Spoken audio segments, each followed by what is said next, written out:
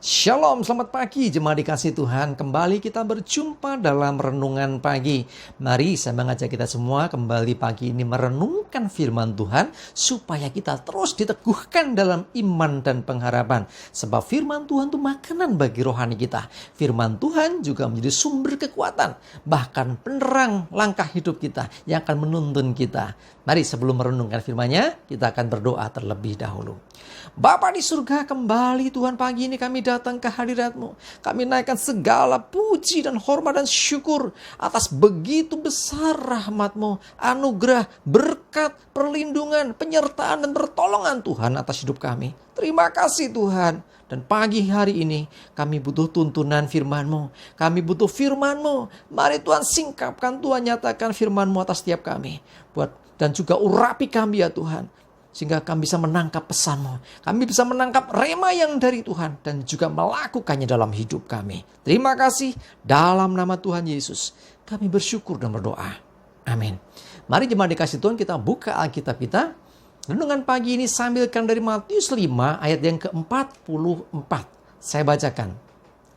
Tetapi aku berkata kepadamu, kasihilah musuhmu. Dan berdoalah bagi mereka yang menganiaya kamu. Perhatikan, apa dikatakan Tuhan Yesus ini? Supaya kita mengasihi musuh.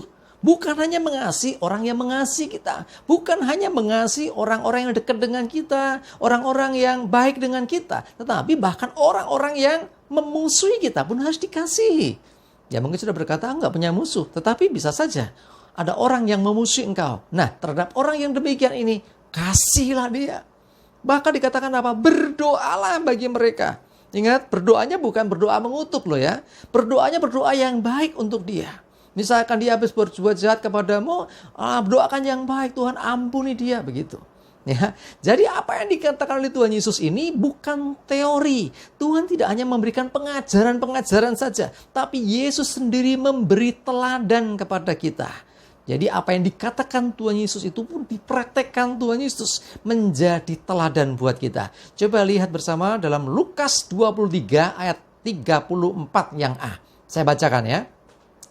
Yesus berkata, ya Bapa ampunilah mereka, sebab mereka tidak tahu apa yang mereka perbuat. Saudara tahu ini di mana? Ya, Yesus mengatakan ini di atas kayu salib. Dan yang dimaksud mereka siapa? Orang-orang yang menyalibkan dia. Orang-orang yang menganiaya dia. Yesus berkata apa? Ampunilah mereka. Sebab mereka tidak tahu dengan apa yang mereka perbuat. Hati yang luar biasa. Hati yang penuh pengampunan. Hati yang penuh kasih. Ini bukan pura-pura loh. Yesus itu mengatakan dengan sungguh hatinya memang penuh kasih, penuh belas kasihan. Bahkan terhadap orang-orang yang jahat kepadanya. Dia tetap mengasihi, bahkan mendoakan. Ya, jemaat dikasih Tuhan, Yesus memberi teladan kepada kita. Ayo, bagaimana dengan saudara? Ketika engkau mengalami situasi kondisi, engkau tertekan, engkau dianiaya, engkau dizalimi, engkau direndahkan, engkau dimaki-maki, engkau diperlakukan tidak adil. Jemaat dikasih Tuhan, kesempatan yang baik supaya engkau bisa menunjukkan hatimu. Ayo tunjukkan sikap hati yang benar. Ingat sekali lagi harus tulus dari hati. Nyatakan isi hatimu. Nyatakan dalam doa bahwa engkau mengasihi, engkau mengampuni.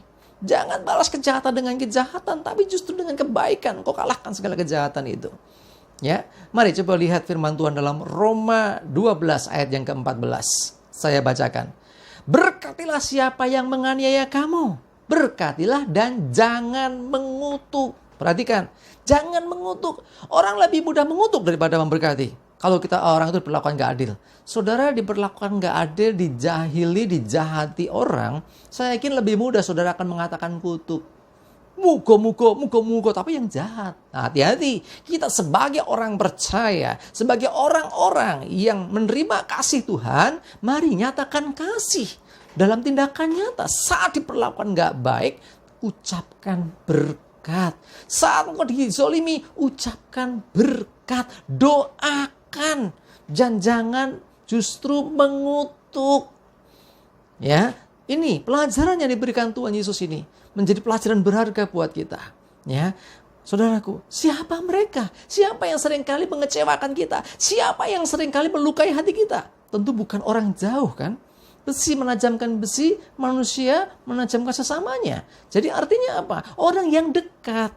Misalnya orang jauh, saudara sedang jalan tiba-tiba, ya waktu saudara makan es krim misalnya, ada orang naik motor, ada kubangan ceprot, lumpurnya masuk ke es krim. Ya, es krim bukan rasa coklat tapi rasa lumpur. Wah, waktu itu marah pasti, marah sekali. Tetapi saya mau tanya, berapa lama engkau marah? Biasanya nggak lama, mungkin sehari itu aja, atau mungkin nanti sore atau besok sudah nggak lagi. Kenapa? Ya, ketemu temennya udah cerita, wah wingi aku wanyel banget ngopo makan es krim kecipratan lumpur, tapi ceritanya sambil guyu-guyu, sambil ketawa-ketawa. Kenapa? Sudah kita lupakan itu, sudah nggak masalah lagi. Nah, saudaraku, yang paling sulit itu adalah ketika kita terlukai orang-orang yang dekat dengan kita. Mungkin dia pasangan hidup kita, mungkin dia anak kita, mungkin dia orang tua kita, teman dekat kita, ya siapapun lah, ya orang yang dekat dengan kita. Seringkali kalau terluka oleh orang yang dekat susah sembuhnya. Tapi Tuhan mengajarkan, ayo ampuni. Ya, karena sikap hati kita inilah yang menunjukkan seperti apa kita sesungguhnya. Apakah kita betul-betul orang yang sudah bertobat dari hidup lama kita. Hidup lama seringkali orang yang jahat kita balas dengan kejahatan. Tetapi sejak hidup baru, mari nyatakan kasihmu. Kalau ada saudaramu, mungkin anakmu, mungkin orang tuamu, siapapun mengecewakanmu, menyakiti hatimu, doakan mereka. Ampuni mereka. Ya, ampuni mereka dan berkati mereka. Jangan dikutuk. Misalkan anaknya kurang ajar, dasar anak kurang ajar, anak setan lo. Hati-hati yang ngomong. Yang ngomong siapa? Kalau ngomong anak sendiri, dia ngomong anak setan, setannya siapa? Hati-hati, gara-gara perkataan kita bisa mengutuk diri kita sendiri. Ya, karena itu ucapkan berkat. Anaknya nakal, Tuhan tolong anakku. Doakan sungguh-sungguh, jangan dimaki-maki, jangan diumpat, jangan dikutuk. Ya, coba lihat kejadian luar biasa ini. Kejadian 50 ayat 20, saya bacakan. Memang kamu telah mereka-rekakan yang jahat terhadap aku. Tetapi Allah telah mereka-rekakannya untuk kebaikan dengan maksud melakukan seperti yang terjadi sekarang ini. Yakni memelihara hidup suatu bangsa yang besar. Ini Yusuf. Yusuf itu diperlakukan tidak adil. Dizolimi, dianiaya, dibuang, difitnah, dilupakan. Ya, oleh saudaranya dia dilakukan gak adil. Ya, dibuang, dijual jadi budak, terus difitnah, masuk penjara, di penjara saja oleh juru minum raja, ya, dilupakan, sehingga apa? Dia hidupnya seakan-akan terlunta-lunta, ya, ketulo-tulo ya Jawanya bilang. Jadi artinya hidupnya semakin gak karu-karuan. Tetapi perhatikan, Tuhan melihat hati seorang Yusuf, ketika dia diangkat. Hatinya betul-betul sudah pulih. Dia tidak dendam dengan saudaranya. Kesempatan datang untuk bisa membalas, tapi dia nggak mau lakukan. Dia bisa balas, tetapi dia mau mengampuni. Bahkan dia mengatakan, engkau merekakan yang jahat, tapi Tuhan mereka-rekakan untuk kebaikan. Jemaat dikasih Tuhan, kalau engkau punya hati yang demikian, hidupmu akan diangkat Tuhan.